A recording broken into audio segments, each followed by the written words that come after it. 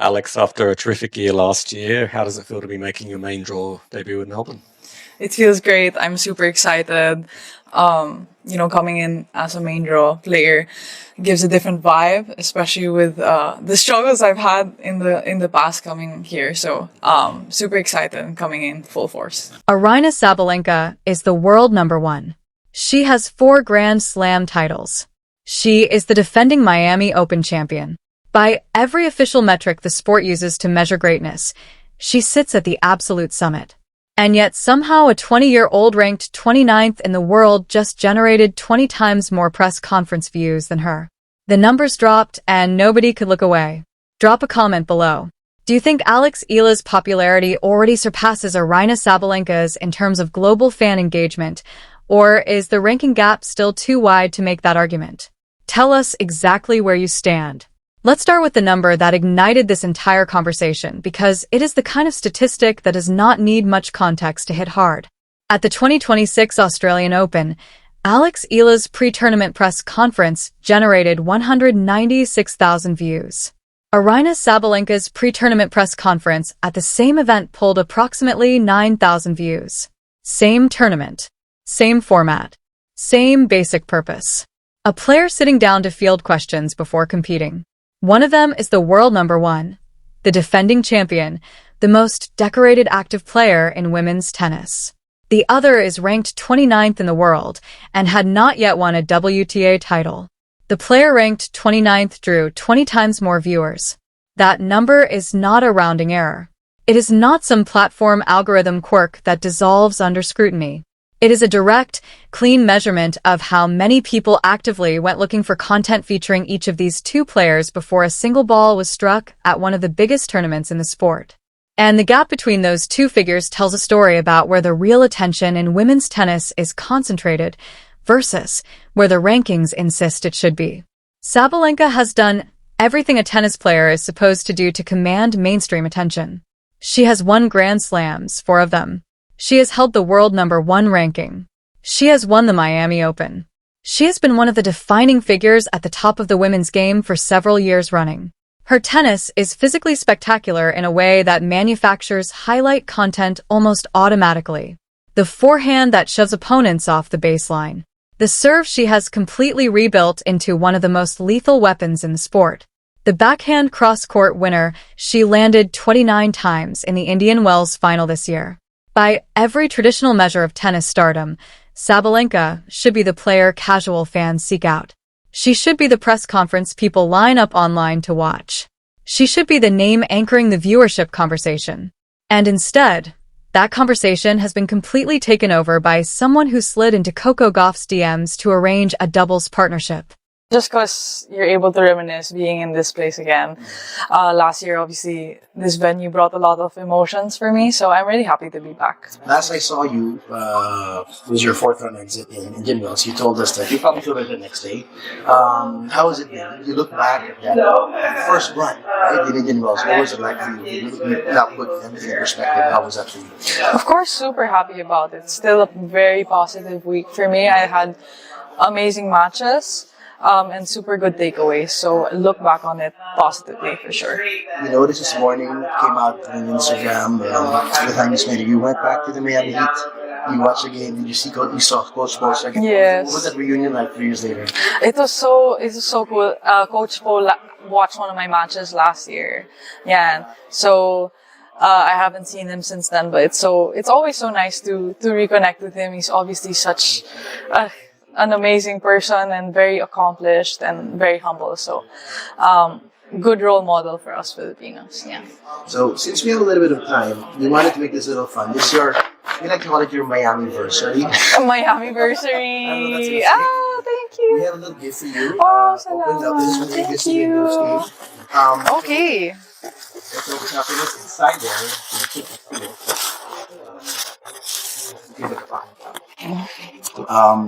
No. Baliktad. There you go. And if you could just grab them one by one. Okay. And tell me your first thoughts of that. Oh, cute. These are Okay. moments of the past year. Ay, From the top. These are so from the top. cute. Okay. Can you show us what that is? What is that? So, this is when I won my first WTA 125 trophy in Guadalajara with the sombrero. Very, very big highlight of last year. Okay. Next one. Oh, I love this one. This was in Rome when I played doubles with the one, the only Coco Gauff. An amazing experience for me. Super fun. And she's just vibes. I shot my shot. I just DM'd her on Insta. Yes, DM. You go for it, guys. And you see, sometimes it works out. So, yeah. Let's talk about that Gauff relationship specifically, because it is directly relevant to understanding why Eala's cultural position in the sport is so fundamentally different from Sabalenka's, and why that difference is generating exactly the kind of conversation that former players have been unpacking on podcasts. When Eala decided she wanted to play doubles at the 2025 Italian Open in Rome, she did not navigate official channels or wait for the right introduction. She identified Coco Gauff, world number 3, two-time Grand Slam champion, one of the most recognizable athletes in her sport, and sent her a direct message. The pitch was simple. Let's play doubles in Rome. Gauff said yes. What followed on court was the kind of partnership that works because the two players complement each other naturally. Gauff, by her own admission, described herself as feeling like a deer on ice at the net while Eala covered for her.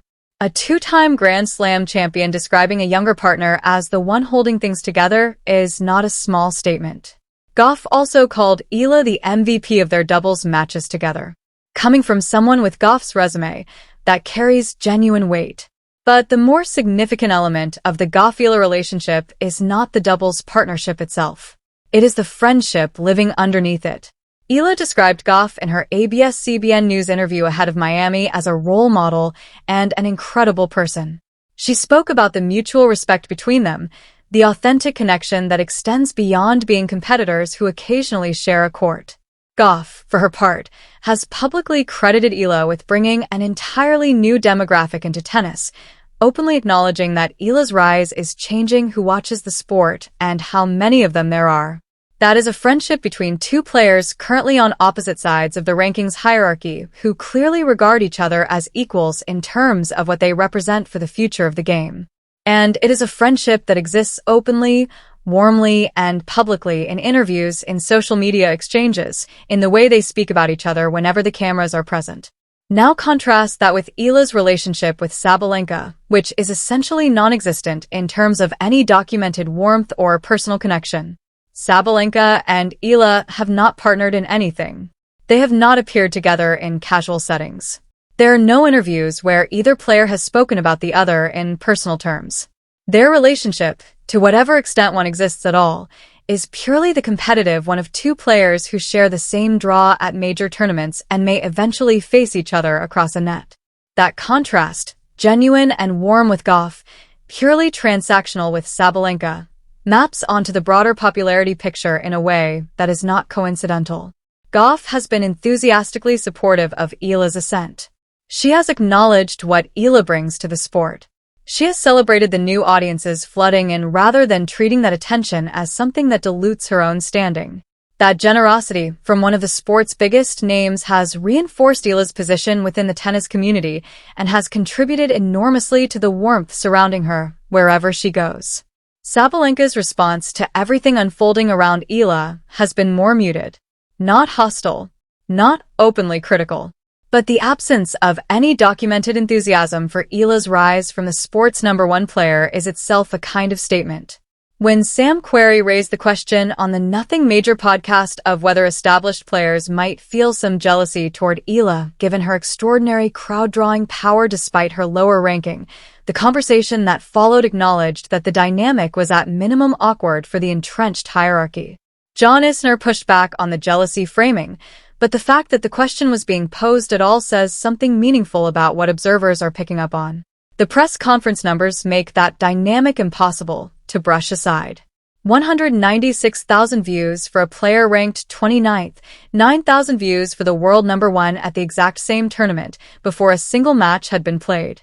When you layer that viewership data on top of everything happening on the ground at every tournament Eala entered in 2026, Abu Dhabi attendance records, Melbourne raucous crowds, Dubai standing room only, Indian Wells fans crossing the entire venue to watch her practice while Sabalenka practiced nearby to a fraction of the audience. You arrive at a picture of a popularity gap operating completely independently of the ranking system. Steve Johnson said it plainly on the Nothing Major podcast when asked whether Eala was the biggest draw in women's tennis right now. He said yes. Not almost. Not arguably. Just yes. And when Query followed up asking whether she was bigger than Sabalenka, Johnson said yes again. Then, he described the atmosphere at her matches as insane, the kind of standing room-only energy you simply do not associate with a player sitting outside the top 30. The tournament infrastructure has already responded to this reality in ways that rankings alone would never have produced. Miami Open Tournament director James Blake confirmed that Eala will be on center court throughout the 2026 tournament because, in his exact words, the international interest in her is so high and the fans coming to watch her are going to make it feel like a home match. He cannot place her on a smaller court because the crowds would physically overwhelm it. That is a tournament director making a logistical decision rooted entirely in fan demand rather than seeding. In a sport that has historically allocated its biggest stages strictly according to ranking and title history, that kind of exception for a player seeded 31st is remarkable. It represents the tournament formally acknowledging what the viewership numbers have already been showing. That the audience for Eala's matches does not correlate with where she sits in the ranking table. Sabalenka is the top seed at Miami. She earns center court by right of ranking. Eala earns center court by right of crowd demand. Those are two entirely different forms of entitlement, and their coexistence at the same tournament creates precisely the kind of dynamic that has former players on podcasts openly wondering how the established hierarchy is processing what is happening around them. The Gauff friendship adds another layer entirely because Gauff and Sabalenka are themselves competitors at the very top of the draw. Gauff at world number 3 and Sabalenka at world number 1 represent the two largest commercial and competitive presences in women's tennis by every conventional measure. The fact that Gauff has been openly warm and visibly supportive of Eala while Sabalenka has maintained a more distant posture creates a subtle but unmistakable alignment. Gauff is with Eala. Sabalenka is with Sabalenka. That alignment is shaping how the Miami Open storylines are being constructed heading into the draw. The potential Eala-Sabalenka final is the match everyone is building toward narratively. But the relational context surrounding that potential matchup is anything but neutral. Eala and Gauff are friends who have played doubles together, praised each other publicly, and built something genuine. Eala and Sabalenka have no documented personal connection beyond the competitive one. If they meet in the final, it will be more than the 29th seed against the world number 1. It will be the player with 20 times the press conference audience against the player who holds a ranking that the audience numbers suggest no longer tells the complete story. The WTA chair captured the institutional acknowledgement of this reality in her comments before Miami.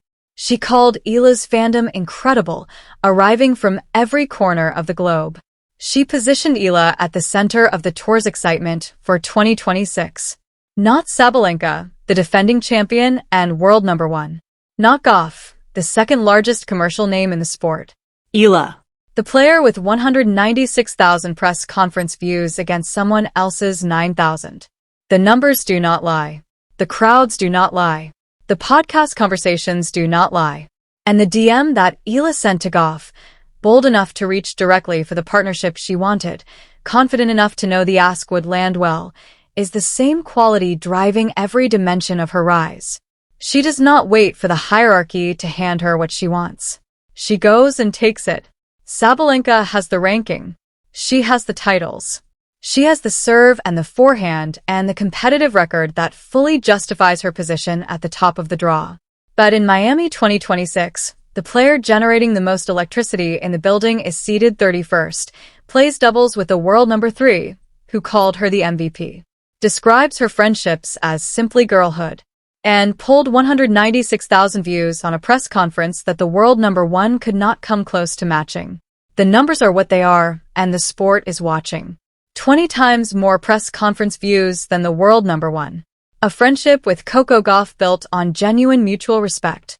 Center court secured not by ranking, but by the sheer force of crowd demand. Alex Eala is rewriting what popularity in tennis looks like, and the numbers make it impossible to argue otherwise. Hit that like button, subscribe for more, and drop your Miami prediction in the comments right now.